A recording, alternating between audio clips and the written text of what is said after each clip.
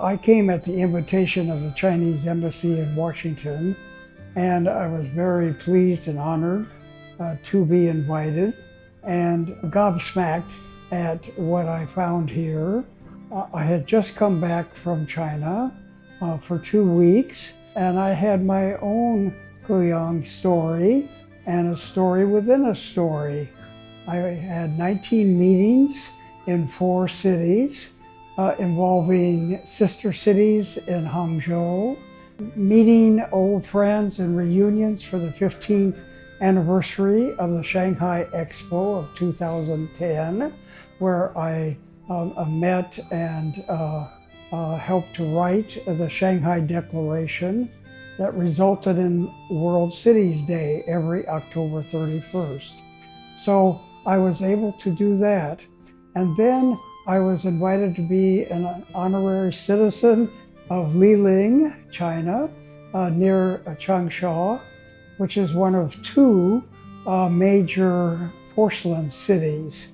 And for 4 days, had not only a wonderful education in the porcelain process, but also engaged in ping pong and pickleball diplomacy with many of the artisans. And finally, the mayor of the city gave me, on behest of the manufacture of the original vase that was in the China Pavilion of the Shanghai Expo, with now my signature on the side of the vase, next to the Secretary General's signature when we declared UN World Cities Day. So when I came here, it was with that idea of finding that I also had a story in terms of the theme of today, and I had a story within a story involving the vase that will now be sent to Washington, and I will go around with that story of talking about the people-to-people experiences that I had in the last 3 weeks, and add that to the many memories of my trips to China.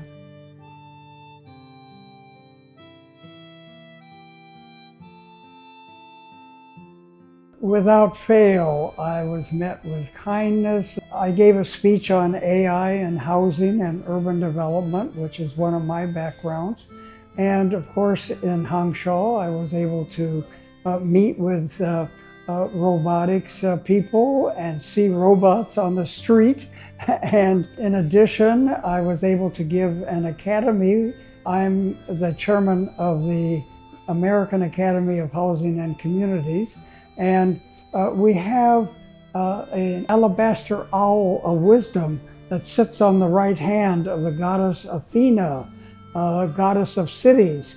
And so that's our talisman, just like the Year of the Snake this year has its figurines.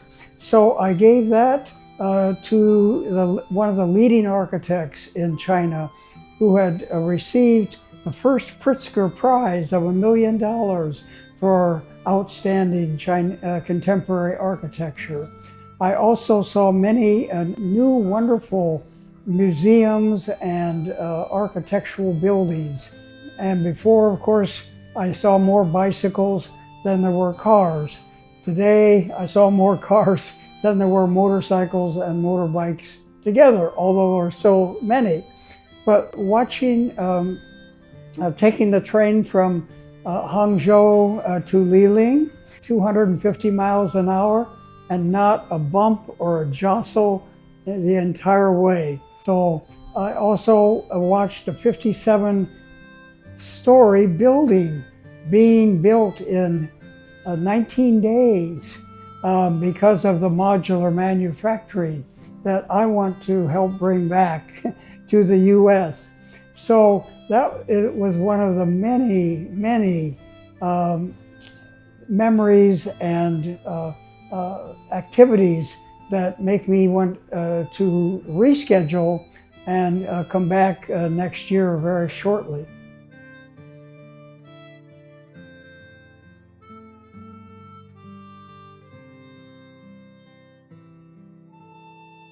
I came then as a representative of the International Olympics Committee, one of their committees, and also worked with the China Friendship Association in bringing mayors from the U.S. to exchange information.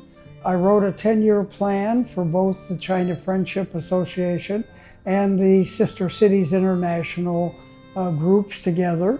And so now, when I come to the China Embassy in Washington and I see the wonderful ambassador that is presently there, along with the cultural attaché, Chen Mei Chen, and we immediately bonded because she had graduated also from the Kennedy School of Government at Harvard and had studied in the Kent Watkins seminar room at Harvard.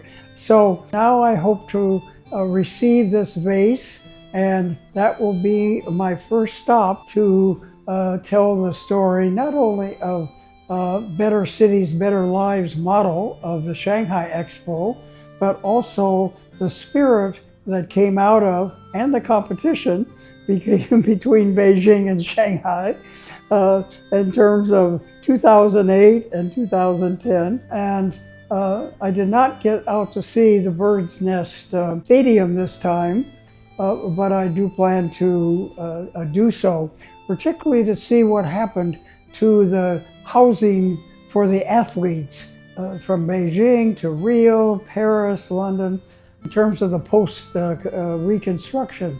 While I was in Beijing for the Olympics, I also lived in a hutong for several weeks, and then have seen since the process by which many of those lives were enhanced in terms of their quality by the new construction that went on in Beijing. However, I do have concern, as we do here in the US, about how do you keep that sense of community that was even in the hutongs then when you move into an isolated housing unit in a high-rise. So I think that's another thing between our two countries, that we can share information on the human aspects of enhancing the quality of life for both sides.